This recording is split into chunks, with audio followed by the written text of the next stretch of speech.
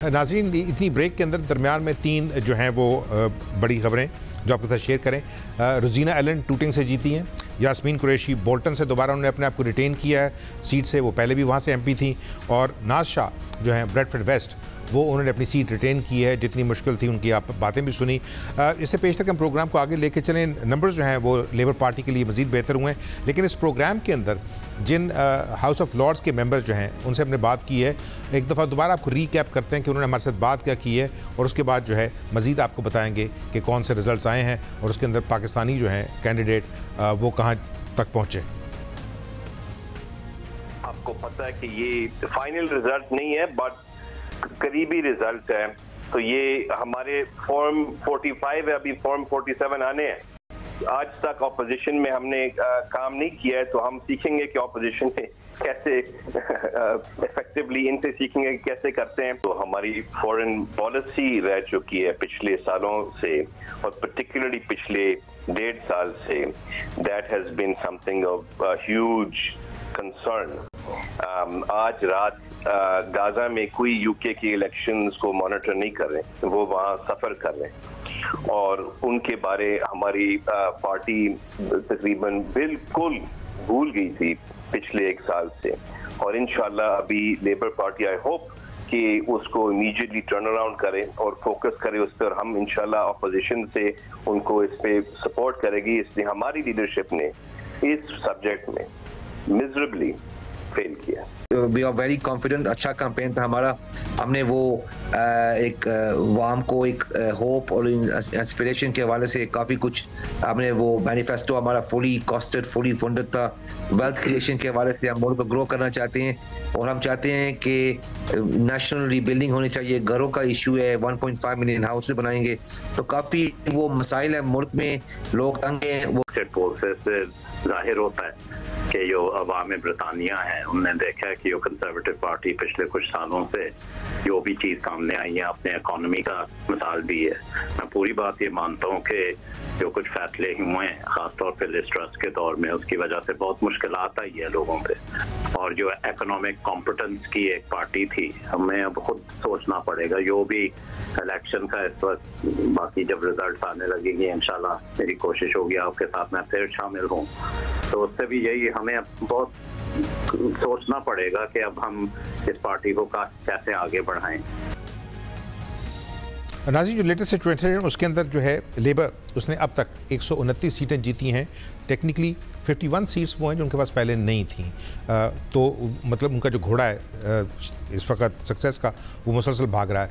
अभी तक के रिजल्ट के मुताबिक लिबरल जो कंजर्वेटिव पार्टी है उसने 18 सीट्स जीती हैं, 18, और -60 है वो जो दूसरी तरफ सीटें चली गई हैं।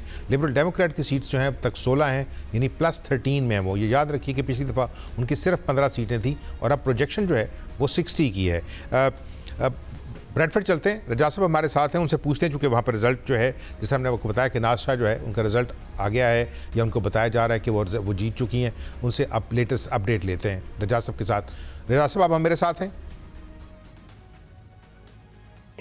जी गौर साहब, ये ज़रा बताएं ना, मतलब हमें बताया जा रहा है कि नाज शाह जो है उन्होंने अपनी सीट जो है रिटेन की है, वो जीत गई हैं। क्या अपडेट है उस पर?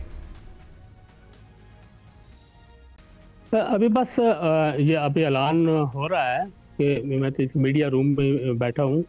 तो इस वक्त जो सूरत हाल यही है कि नाज शाह ने सीट जीत ली है, और तकरीबन अच्छी मेजॉरिटी के साथ जीती है। फिगर मेरे पास अभी मौजूद है कि मैं मीडिया रूम में था, इसलिए मुझे पता नहीं चल सका। तो मेरे अकब में ऐलान हो रहा है अभी ये इस तरह। क्योंकि ब्रेडफोर्ड वेस्ट की जो सूरत हाल थी वो बहुत ही दिलचस्प सूरत हाल थी। सबकी नज़रें जो है पूरे ब्रेडफोर्ड वेस्ट की सीट पर लगी हुई थी, क्योंकि यहाँ पे जो इलेक्शन कैंपेन जिस तरह हुई, जिस तरह लोगों के जो मसाइल थे, अगर अर्ली ऑन जो आप बात कर रहे थे कि लोगों के मसाइल, खुसूसन मसाइल से हट कर ये सारे मामलात गज़ा की तरफ चले गए, फ़लस्तीन की तरफ चले गए। लेकिन यहाँ के तजज़ियागार ये भी कहते थे कि हमें दो तरफ लाइन खींचनी है। एक तो ये कि मकामी मसाइल भी हैं, दूसरी तरफ गज़ा का मामला भी है। नो डाउट, क्योंकि फ़लस्तीन का जो मसला है उसे भी हल होना चाहिए था, उस पर भी लोगों को गम गुस्सा है। लेकिन ये भी देखना है कि यहाँ के जो मकामी मसाइल है वो कौन हल करेगा। इसलिए लोगों को कन्वेंस, नवाज शाह यकीनन कामयाब हुई है इस हवाले से लोगों को कन्वेंस करने में कि देखिए कि गजा के मामले में उन्होंने हर वो बात की है जो वो दूसरे हमारे मुखालिफ जो उम्मीदवार हैं वो कह रहे हैं। उन्होंने छोटा सा क्विकली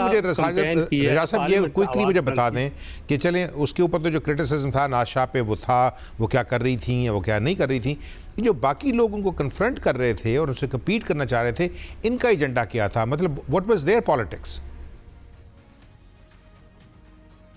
उनका एजेंडा कुछ भी, देखो वहाँ पे जो पूरी जो है ब्रैडफोर्ड की सूरत हाल थी, ये एक बरादरीज़म में बटी हुई थी। ये आज की बात नहीं है कि जब भी नवाज शाह इलेक्शन लड़ी उसके खिलाफ एक, क्योंकि एक एलिमेंट था कि वो एक औरत थी, उस हवाले से भी उस पर हमले होते थे, उसकी ज़ात पर भी हमले होते थे।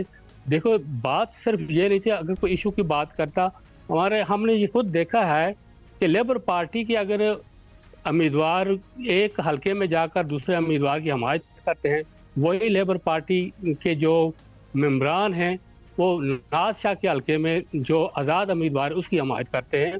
आज़ाद उम्मीदवार उनके साथ तो मसला था, लेकिन इस पार्टी के अंदर जो अपने जो है ये बरादरी इज़्म की वजह से, क्योंकि शायद वो एक छोटी बरादरी से तल्लुक़ रखती है, इसलिए उस पर बहुत ज़्यादा फोकस किया जाता है। यकीनन हमारी पाकिस्तान की सियासत है। Thank you very much. नाज़रीन, जो हमारे पास इन्फॉर्मेशन है वो ये है कि पिछली दफ़ा उनकी जो सक्सेस थी वो 22,000 वोट थी और इस दफ़ा वो 15,000 से, तो यास्मीन कुरैशी जो है वो पिछली बोल्टन से, वो पिछली दफ़ा जो है उनकी सक्सेस का जो मार्जिन है वो 22,000 वोट था और इस दफ़ा वो मार्जिन जो है वो कम हुआ है 15,000 से। लेकिन 15,000 भी जो उस इलाके के अंदर, अगर आप उस लोग वहाँ की पॉपुलेशन का स्टैंडर्ड देखें, वहाँ जो लोग रहते हैं, तो 15,000 जो है वो छोटा मार्जिन नहीं है।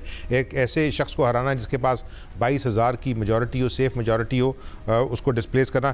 दरमियान में ये भी खबरें हैं कि चूँकि अब दुनिया जो है वो जागी है उस तरफ से, ईस्ट की तरफ से, तो जो स्टॉक मार्केट्स हैं जापान में और साउथ कोरिया में और सिंगापुर में, वहाँ पे पॉजिटिविटी देखी गई है। इसका मतलब है कि जो बरतानिया का इलेक्शन है, जिस तरह हमने कहा था कि जब प्रोग्राम के स्टार्ट करते हुए कि ये पूरा साल जो है वो इलेक्शंस का साल है। इतने इलेक्शंस हमने तारीख में कम से कम मुझे तो याद नहीं है कि कब हुए हों कि 64 मुल्कों के अंदर डायरेक्ट हो रहे हों, और अगर फ़र्ज़ किया आप यूरोपियन यूनियन के इलेक्शंस में शामिल कर लें, 27 मुल्क हैं, तो लगता है कि आधी से ज़्यादा आबादी दुनिया की जो है वो अपने नए लीडर जो है वो चुन रही थी। और उसके अंदर इंडिया के इलेक्शन के ऊपर, चूँकि इंडिया को बड़ी मार्केट कहा जाता है, इंग्लैंड, और उसके बाद ये इम्पैक्ट जो है एक ब्रेक लेंगे और ब्रेक के बाद वापस आएंगे टुवर्ड्स द एंड, ये एक डिस्कस करने की कोशिश करेंगे जो अगला इलेक्शन है वाशिंगटन डीसी का, अमेरिका का, इस वजह से कि अगर लेबर पार्टी जो है वो इतनी मेजॉरिटी से जीती है, तो क्या अगर वहाँ पे ट्रंप जीतेगा तो फिर ये लोग उसके साथ उस तरह एलाई होंगे या नहीं होंगे।